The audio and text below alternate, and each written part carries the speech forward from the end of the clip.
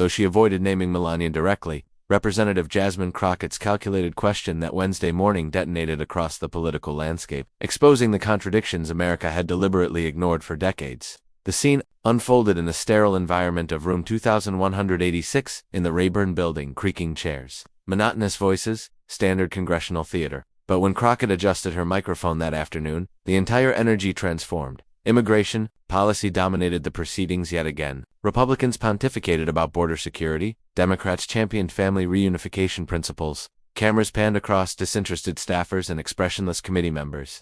Crockett hadn't come for theatrics. She straightened her blazer-locked eyes with the panel and delivered her words with surgical precision. If we're removing undocumented partners for technical infractions, she paused deliberately for effect. Shouldn't we start with the First Lady? The silence that erupted wasn't respectful. It was the kind that follows an explosion. 4 seats down, Representative Glenn Bradbury's jaw dropped, his expression frozen in disbelief.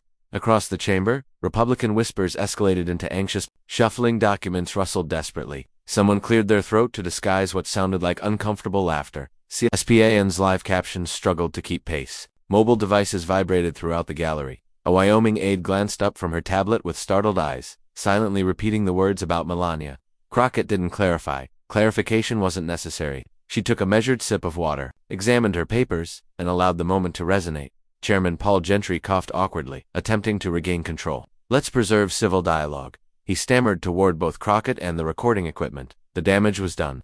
Every camera captured the exchange. Social media erupted instantly. Independent journalist Lex Torres was already composing rapidly, avoiding direct quotation but posting simply, "Crockett just launched a missile about deporting your immigrant partner." Within 13 minutes, that phrase was trending nationally. Less than 70 minutes later, every major network had covered the story. Inside the hearing chamber, the aftermath felt unnaturally quiet. Gentry frantically attempted to proceed, recognizing a Colorado representative. But even that lawmaker stumbled through prepared statements about processing delays. Crockett maintained her composure. No celebrations, no satisfaction, just weary determination. She had obviously practiced that phrase, understanding precisely what pandemonium it would create. Representative Molly Kincaid from Oregon leaned over urgently. "That's going viral instantly." Crockett responded flatly without looking. "Perfect." Across the divide, Bradbury scribbled notes frantically, tearing sheets for his assistant. Moments later, a Republican staffer slipped out clutching his phone. The party apparatus needed to decide immediately, engage and magnify the chaos, or stay silent and hope it disappeared. Outside, journalists flooded the building entrance. Torres live streamed. She avoided naming anyone, but everybody knows exactly her target. We've all seen those investigations about Melania's documentation problems. Nobody talks about it because, well, he gestured, now they must. The hearing proceeded, but everything felt altered. Even routine policy debates carried fresh significance, as if everyone sensed something historic had occurred but couldn't address it openly. Crockett departed 12 minutes early, striding purposefully through the hallway with her staff. She wasn't answering questions yet, but she didn't seem disturbed either. She appeared like someone who finally voiced what everyone else had been avoiding for years. While she walked calmly away, turmoil was already consuming the West Wing. Less than 50 minutes after the hearing concluded, the crisis reached Trump's inner circle. In the private conference room beside the Oval Office, Donald Trump clutched a chair's back so intensely, his knuckles whitened. The mounted screen replayed Crockett's explosive moment continuously, subtitles stark and slow. "Shouldn't we start with the First Lady?" Trump glared at the display like it had betrayed him personally. Senior advisor Hope Daniels approached carefully. "We're drafting a media response. Just a standard, don't prepare anything," he interrupted, eyes locked on the replay. "This woman just implied my wife deserves deportation. She declared that publicly, internationally."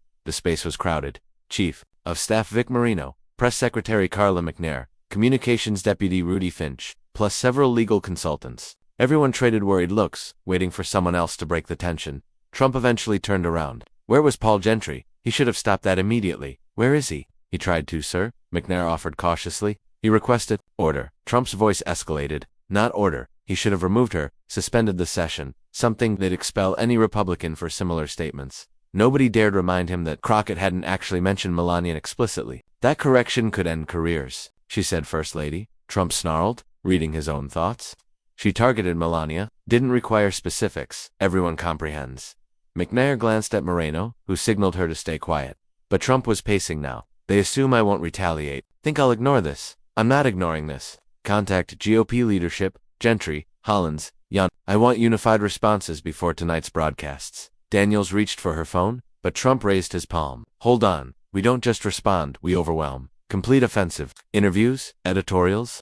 I want someone writing that this was disgraceful, that she deserves censure." He stopped. "Can we censure her?" Marino spoke carefully. "Technically possible, but it requires House Ethics Committee approval and initiate it." Trump commanded. "Prepare the documentation, make her face repercussions. They want to attack my wife? We attack their positions." Daniels looked up from her device. "Sir, respectfully, if we react too forcefully, we risk highlighting Melania's immigration background. It's already gaining traction." Trump rotated slowly toward her. "What do you mean, gaining traction?" She displayed her screen, showing him leading posts on X, previously Twitter, all featuring hashtag deport your immigrant partner. Melanian documentation. Scandal? Crockett was accurate. One post had accumulated over 350,000 views in 30 minutes. Another featured an archived Charlie Rose interview where Melania evaded questions about her early American employment status. Trump's expression hardened. "Locate those accounts. Every single one. I want profiles suspended, reported, eliminated. I don't care how." Nobody responded. "They're destroying my wife's reputation while we sit here paralyzed." McNair attempted to calm him. "We could brief Melania, schedule a private interview, position this as a personal assault." "Absolutely not," he snapped. "She's not speaking to media. They don't deserve her attention. We'll represent her." But I said no. He slammed his palm on the conference table, causing glasses to rattle. Silence returned. Daniels cleared her throat. "All right, so we coordinate defense. Release statements from supporters. Saturate media with rebuttals." Trump nodded gradually. "Excellent. But make it personal, not policy-centered. About respect. These people don't get to slander a woman who entered legally." "Say that." Marino leaned forward. "Are you sure we want to stress the legality aspect? It might prompt questions about previous documentation issues." Trump stared at him. "I said," he repeated slowly. "Say it." Outside the West Wing, reporters were establishing positions on the North Lawn. Immigration questions had taken an unexpected, dramatic turn. Inside, the mood shifted from panic to planning. Not because the anger had diminished, but because now it had focus. Even as the White House prepared to counterattack, there was one element they couldn't manage. The American public was already forming judgments stopped by evening broadcasts. Every major outlet featured the same story with different perspectives. Some labeled Crockett's remark irresponsible, others called it courageous. The common element was sudden re-examination of something the Trump administration hoped was permanently buried. Melania and Trump's immigration chronology. The contradiction wasn't subtle. An administration founded on strict immigration enforcement now confronted questions about the First Lady's own history alongside those she allegedly opposed. Cable news anchors replayed the footage repeatedly, alternating between Crockett's moment and archived photographs from early fashion shoots featuring young Melania in New York. The juxtaposition was striking, and people were demanding, exactly, how did she transition from Slovenian model to American citizen? By 9 p.m., independent journalist Clive Renshaw had examined archived interviews and official statements. He explained it clearly during his broadcast. Melania arrived in America around 1996. She claimed she possessed proper documentation, but we know she performed paid modeling before obtaining work permits. That's a violation, minor perhaps, but under current enforcement, still a violation. If she weren't First Lady, would that have triggered deportation? His audience exploded. Double standard. She violated rules. They'd deport any other immigrant. For that on Reddit, users shared screenshots from a 2018 Associated Press investigation that raised identical concerns during the campaign. Then it was dismissed, but now it was everywhere. Talk radio burned hot.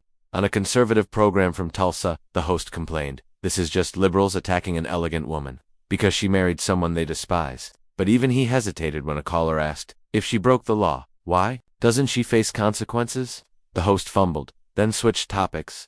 Fox aired brief segments defending Melania, calling the attack petty and irrelevant. But CNN and MSNBC investigated deeper, featuring former immigration attorneys who'd represented immigrants facing deportation for technical violations far smaller than what Melania was accused of. One former ICE counsel said, "I've witnessed mothers deported for using incorrect social security numbers for janitorial work."